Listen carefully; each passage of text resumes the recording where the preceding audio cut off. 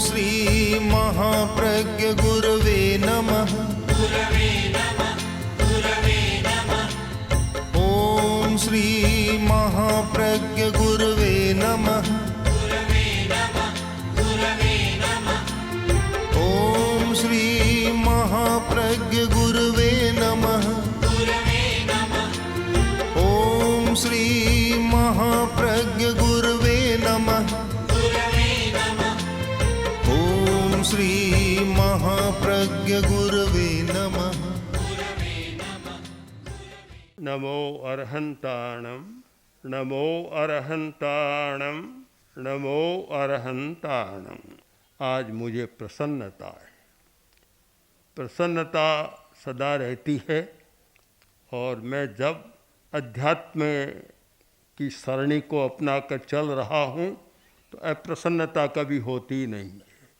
जहाँ अध्यात्म है वहाँ प्रसाद, और जहाँ कोरी भौतिकता है वहाँ विषाद। ये दो रेखाएं हमारे सामने स्पष्ट। पर आज अतिरिक्त प्रसन्नता है, और इसलिए है कि आज मैं बोधि स्थल में आया हूँ। यह बोधि का स्थान है। दुनिया में और बहुत चीज़ें दुर्लभ पर सुलभ हो जाती है, किंतु बोधि बहुत दुर्लभ है। बोधि को पाने के लिए भगवान बुद्ध ने एक संकल्प किया था, नैवासनात् कायमिदं चलिष्यति।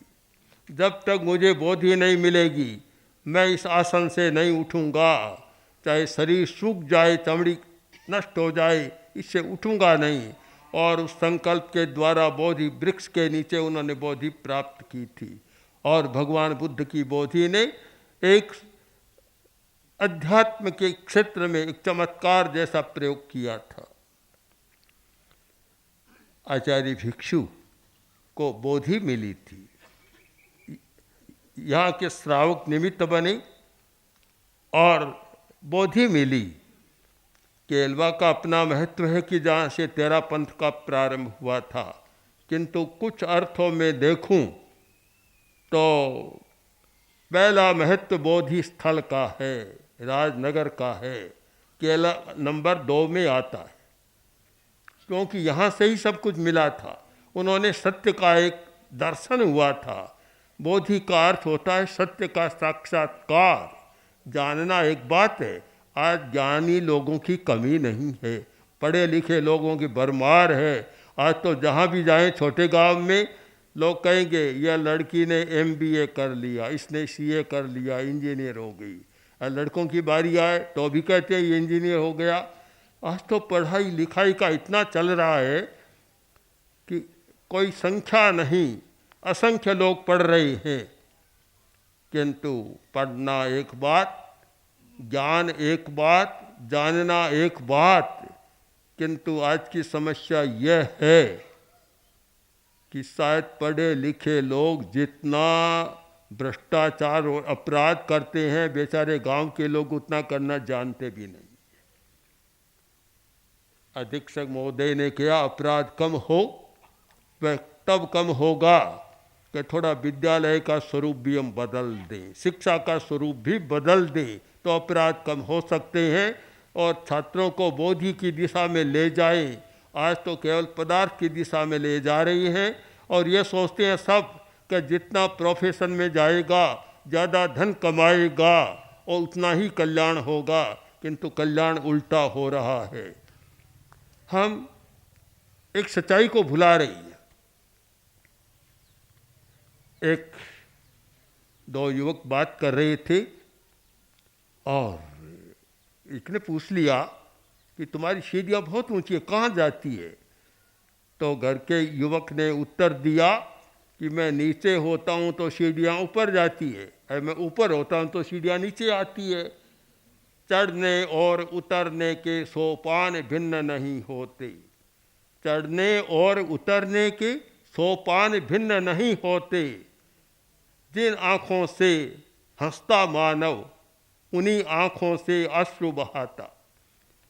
क्या दो है क्या आँखें? जब हंसता है तो आँखें विकस्वर हो जाती है और उन्हीं आँखों से आंसू निकलता है। सीढ़ियाँ भी दो नहीं होती चढ़ने उतरने की। जो चढ़ने की है उतरने की है। आदमी नीचे है तो ऊपर जाना होता है, और ऊपर है तो नीचे आना होता है। सीढ़ियाँ भी वैसी, और हमारे स्नायु भी पैरों के वैसे बन जाते हैं। हमें ऊपर और नीचे को समझना है। हमें अपराध और निरपराध की भाषा को भी समझना है। अपराध को केवल कानून की भाषा में नहीं बांधा जा सकता। अपराध को हमें चेतना की भाषा में करना होगा कि चेतना कैसी है। और जब तक बोधि की चेतना नहीं होती, हम चोरी करने वाला को अपराधी मानते हैं, डकैती करने वाले को अपराधी मानते हैं, हत्या करने वाले को अपराधी मानते हैं, किंतु बाजार में बैठकर बिना शस्त्र चलाए लाखों का गला घोंट दे तो अपराधी नहीं मानते हैं। अपराध की भाषा भी हमें बदलनी होगी। जब तक समाज में बोधि नहीं है, अध्यात्म की चेतना नहीं, नैतिकता की चेतना नहीं, तो यह तो एक कानून की भाषा, जिनके हाथ में कानून की सत्ता है, कानून बनाने वाले हैं, उन्होंने अपराध और निरपराध की एक गणना कर दी और भाषा बना दी। किंतु जब मैं अध्यात्म की दृष्टि से विचार करता हूँ तो बड़ा कठिन काम है कि किसको अपराध माने किसको नहीं। जब नमी राजर्षि मुनि बनने के लिए जा रही थी और इंद्र सामने वेश बदल कर खड़ा था, बोला महाराज आप पहले न्याय करें, अपराध बहुत है, और फिर आप मुनि बनना। तो राजर्षि ने कहा कि मैं अभी समझ नहीं रहा हूँ न्याय क्या है।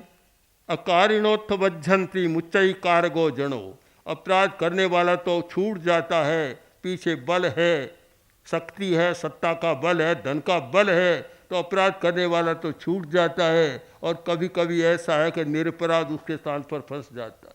बड़ा कठिन काम है।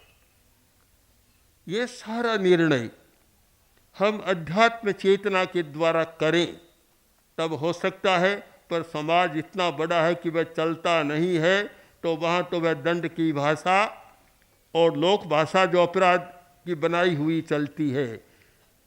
एक व्यक्ति 10,000 की चोरी करता है तो पुलिस की पकड़ में आ जाता है, और एक व्यक्ति 1 करोड़ का गबन कर लेता है तो पुलिस की भाषा में नहीं आता, अपराध की भाषा में नहीं आता। अभी मुझे एक भाई ने बताया कि मेरी एक समस्या, आप मार्ग बताइए। समस्या क्या है कि मैंने अमेरिका में माल भेजा था, निर्यात कर रहा हूँ, माल भेजा 15 लाख का, और अब वापस वह कहता है मेरे पास पैसा नहीं है, मैं नहीं दूंगा। ये अपराध की भाषा में शायद नहीं आता जब तक कि कोर्ट में नहीं चला जाए। पता नहीं अध्यात्म की चेतना और नैतिक चेतना के अभाव में कितना कुछ समाज में हो रहा है। और ऐसी सैकड़ों कहानियाँ, यात्रा में तो हजारों कहानियाँ हमारे सामने आती रहती है। हमें कुछ चेतना को बदलना है, चेतना का रूपांतरण करना है। और बोधि स्थल के लोग कम से कम एक काम करें कि बोधि की चेतना को जागृत करें। आचार्य तुलसी ने 13 पंथ द्विशताब्दी के अवसर पर यह चतुर्मास किया था। विद्यालय सामने आया और सुखाड़िया जी ने पूरा विद्यालय 4 महीना के लिए हमें प्रवास के लिए दे दिया, और उसी विद्यालय में चतुर्मास हुआ था। और वहीं आचार्यवर ने कुछ नई बातें की थी, नया मोड़ की कल्पना भी आई, उसका कार्य भी शुरू हुआ। और नए मोड़ का मतलब यह था पुरानी धारणाओं को बदलें। केवल पुरानी को लेकर हम चल नहीं सकते, केवल अतीत के गीत गाकर हम बड़े नहीं बन सकते। मत गाओ कोरे अतीत के गीत मीत, मत गाओ कोरे अतीत के गीत, कोरे अतीत के गीत मत गाओ। वर्तमान युग को समझना है और बोधि को प्राप्त करना है। बोधि का अर्थ होता है सत्य का साक्षात्कार। यह साक्षात्कार हुआ था। ज्ञान अलग है, आप समझ लें, ज्ञान अलग है और बोधि अलग है। बहुत सारे लोग ज्ञानी तो हैं पर सत्य का साक्षात्कार नहीं तो भ्रांति में चले जाते हैं। ज्ञान और ज्ञान के साथ चलता है भ्रांति का, भ्रम का वातावरण। इसीलिए प्रमाण शास्त्र में, तर्क शास्त्र में ज्ञान को 3 भागों में बांट दिया, संशय ज्ञान, विपर्य ज्ञान और अनध्यवसाय ज्ञान। विपरीत होता है, ज्ञान तो है पर समझता नहीं है, विपर्य हो जाता है और वहाँ समझ भी काम में नहीं देती। आदमी ने लालटेन जगाई। नौकर ने कहा, मालिक आपने लालटेन क्यों जलाई? कि मैंने तुझे कहा था लालटेन बुझा दो, तूने बुझाई या नहीं यह देखने के लिए मैंने लालटेन जलाई।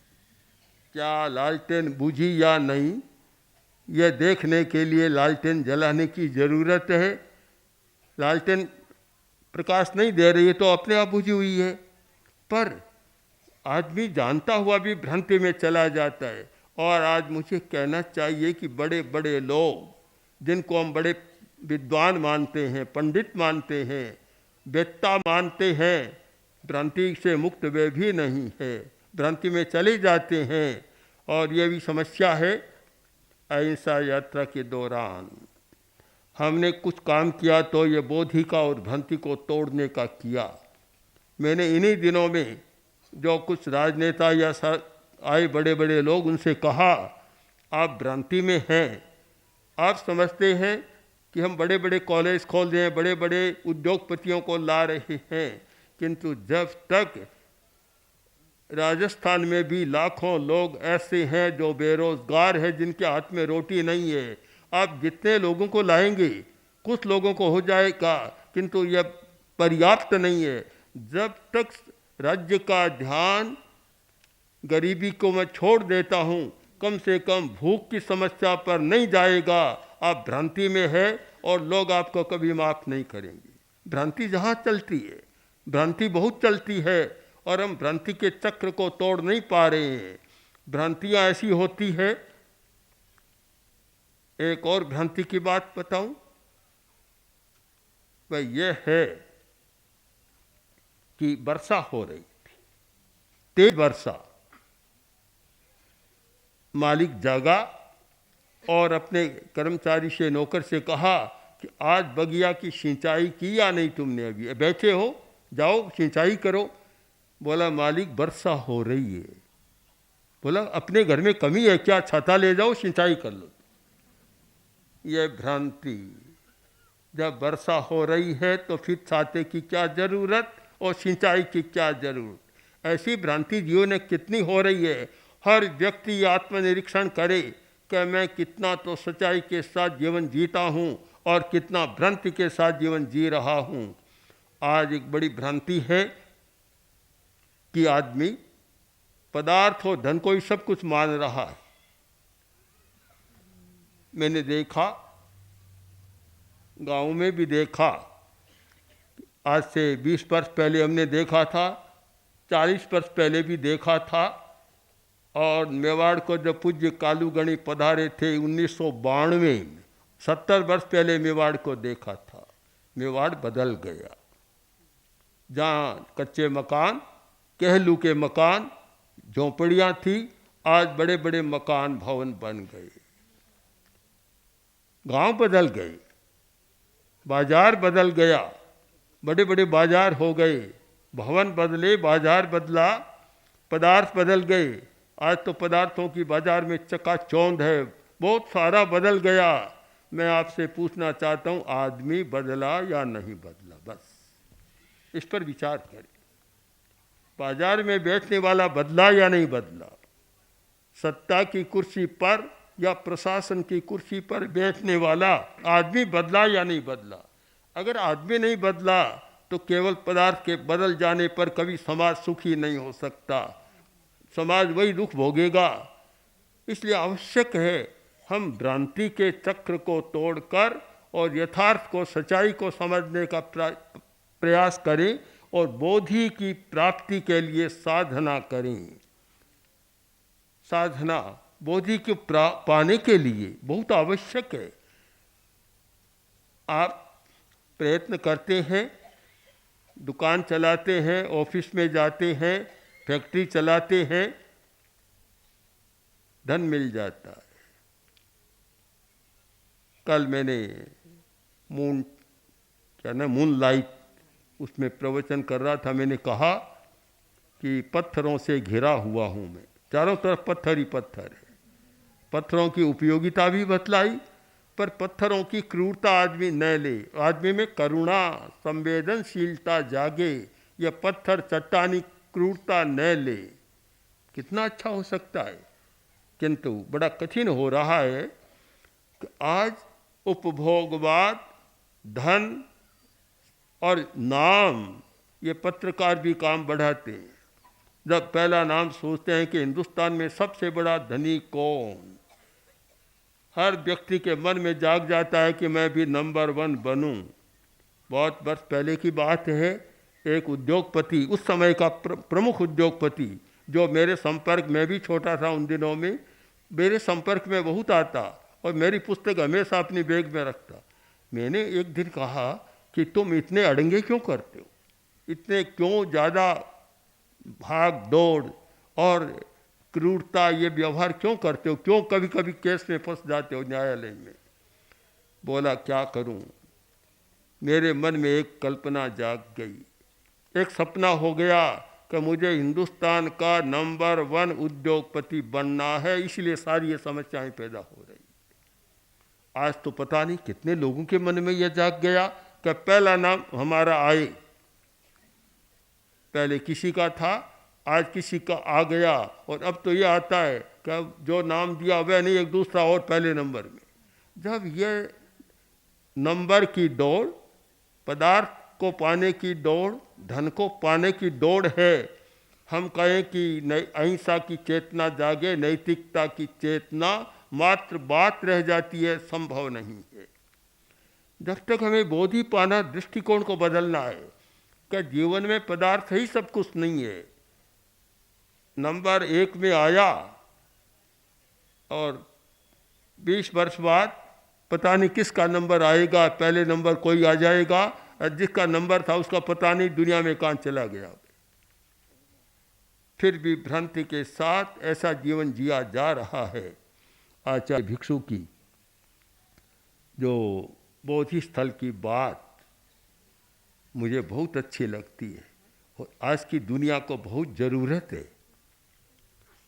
मैंने जो कुछ कहा अभी बड़े नेताओं से, दिल्ली में जाके उन्होंने भी कुछ बताया, और एक राज्यसभा के सांसद ने कहा कि मैं अपना भाषण इसी बात से शुरू करूंगा कि मैं महाप्रज्ञ के पास जाकर आया हूं, और उन्होंने जो कहा है कि जब तक समाज में भूखा आदमी रहेगा, रोटी की समस्या नहीं सुलझेगी, अपराध, आतंक और उग्रवाद को आप रोक नहीं सकते। हमें कुछ सच्चाइयों का बोध करना चाहिए। केवल भ्रांतियों के आधार पर चलने से कुछ नहीं होगा, हम सच्चाई का अनुभव करें। आप भी समझने का प्रयत्न करें। अहिंसा यात्रा चल रही है। जब हम उधर शिरियारी की ओर जा रहे थे, कुछ दिनों के लिए आए, आज भी आए, और चतुर्मास भी पास में है। मैं चेहरा देखना नहीं चाहता, किस आदमी का कैसा चेहरा है, मैं तो आभा मंडल को देखना चाहता हूँ। आभा मंडल देखता हूँ कि यह आदमी का आभा मंडल कैसा है। जिनका चेहरा बहुत अच्छा लगता है, आभा मंडल खराब है तो वह कभी अच्छा काम नहीं करेगा। और जिनका चेहरा बहुत साधारण है, कुछ भी नहीं, आभा मंडल अच्छा है तो अच्छा काम करेगा। सुकरात जो दुनिया का एक प्रसिद्ध दार्शनिक है, चेहरा भद्दा था, कांच के सामने जाकर खड़ा होता तो मित्रों ने कहा, सुकरात बार बार क्या कांच में देख रहे हो, शीशे में क्या देख रहे हो, तुम्हारा चेहरा तो अच्छा है नहीं। जिनका अच्छा होता है वे तो कांच के सामने खड़े होते हैं, नखरे भी करते हैं, पर तुम्हारा तो अच्छा है नहीं, तुम क्यों खड़े होते हो। तो सुकरात ने उत्तर दिया कि मैं ये देख रहा हूँ कि मेरा चेहरा नहीं देख रहा हूँ, मैं देख रहा हूँ कि मेरा आभा मंडल तो कहीं खराब नहीं हो रहा है। आज हर आदमी को देखने की ज़रूरत है, अपना आभा मंडल देखे कि मेरा आभा मंडल कैसा है, तो आपको सत्य का साक्षात्कार होगा। तो मैं चाहता हूँ कम से कम बोधि स्थल के लोग एक नया चिंतन शुरू करें और सच्चाई को समझने का प्रयत्न करें। केवल भ्रांतियों का जीवन न जिए।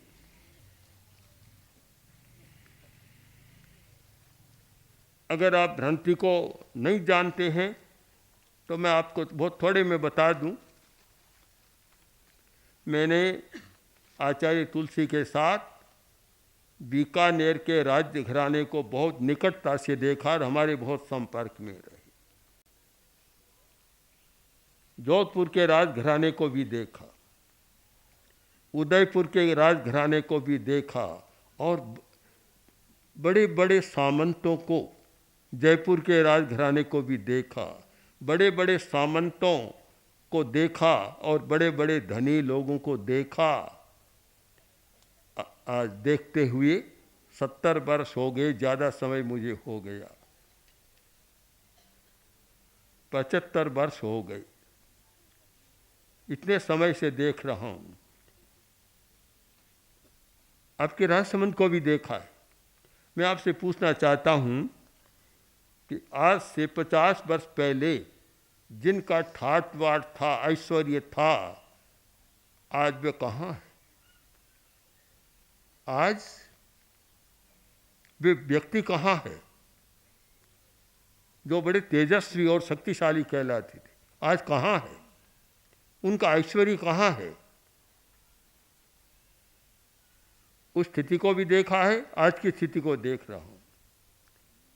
और मैंने अनेक बार अहिंसा यात्रा में कहा कि अगर हिंसा की बाढ़ को रोकने का प्रयत्न नहीं किया गया तो सबसे बड़ा खतरा अमीर लोगों को होगा। जो बड़े अमीर है वे सबसे बड़े खतरे में आएंगे।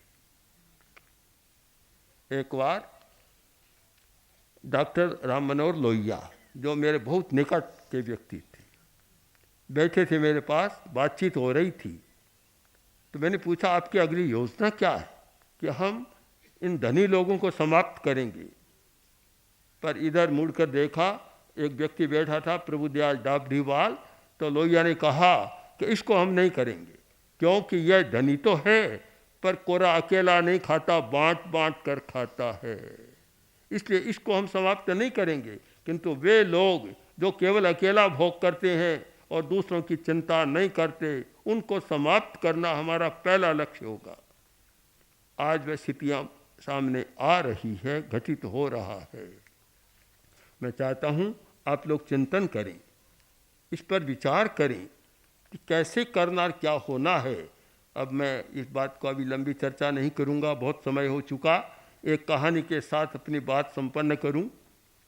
एक साधु, बड़ा तेजस्वी साधु था, राज दरबार के सामने जाकर खड़ा हो गया। संतरी पहरी खड़े थे, तलवार बंदूक लिए। बोले, महाराज क्या बात, क्यों खड़े हो? कि मैं ऊपर इस धर्मशाला में रहना चाहता हूँ। पहरी बोले, महाराज आप बोले लगते हो, ये धर्मशाला नहीं है तो राजप्रासाद है, आप यहाँ नहीं रह सकते। उनका मैं तो यहीं रहूँगा, धर्मशाला दिख रही है मुझे। तुम्हारा भ्रम है, तुम मानते हो राजप्रासाद और मुझे लग रहा है धर्मशाला, मैं यहाँ रहूँगा। बहुत समझाया, नहीं माना। संतरी भी घबरा गए, उस साधु के तेजस को देखा, घबरा गए। राजा के पास गए, जाकर बोले, महाराज एक कोई साधु आया है, बड़ा तेजस्वी है और कहता है इस धर्मशाला में रहूँगा। हमने बहुत समझाया, मान नहीं रहा है। राजा स्वयं आया, नमस्कार किया, बोला, महाराज आपके ठहरने की व्यवस्था मैं कर देता हूँ, शहर में बहुत धर्मशाला हैं। ये धर्मशाला नहीं, राजप्रासाद है। साधु गंभीर हो गया, बोला, अच्छा ये धर्मशाला नहीं है, पक्की बात? हाँ पक्की बात। तो एक काम करो, कौन रहता है इसमें? कि मैं रहता हूँ, राजा हूँ, मैं रहता हूँ। तुमसे पहले कौन रहता था? मेरा पिता, उससे पहले मेरा दादा। एक काम करो, उनको तुम बुला लो, फिर मैं बात करूँगा। बोला, मेरा दादा चला गया। तो पिता को बुला लो, को वह भी चला गया। साधु ने कहा, धर्मशाला क्या होती है, जो राही आता है, निवास करता है, चला जाता है। अब राजा की आंखें भी खुल गई और कहा महाराज आइए आप ठहरिए, हम भ्रांति को तोड़ें और जगत के नियम को, प्रकृति के नियम को और यूनिवर्सल लॉ को समझने का प्रयत्न करें कि क्या स्थिति है। अगर धर्म के द्वारा, अध्यात्म की चेतना के द्वारा, नैतिक चेतना के द्वारा सच्चाई को नहीं समझा गया और केवल भ्रांति का जीवन जिया, तो एक दिन तो दुनिया का जो क्रम चलता है हो जाएगा और समाज बना का बना रहेगा। समाज को सुखी बनाना है। ओम श्री महाप्रज्ञ गुरवे नमः।